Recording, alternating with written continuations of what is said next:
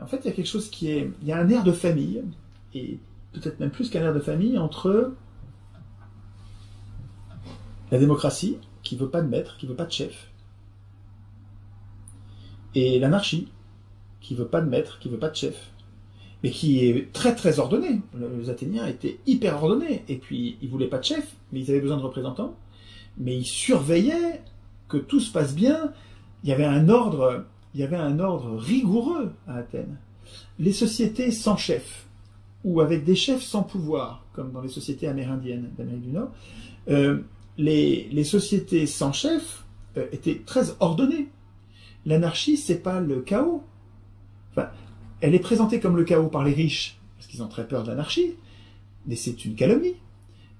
Et on la croit parce qu'on nous l'a... L'école républicaine entre guillemets, c'est l'école des riches en fait.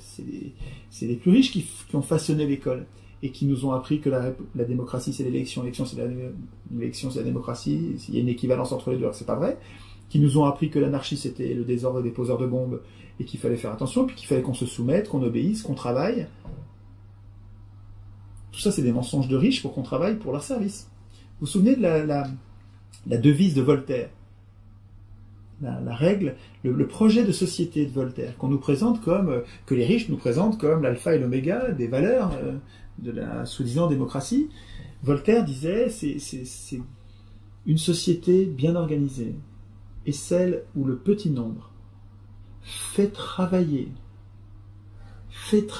le grand nombre, est nourri par lui, et le gouverne. Schlag!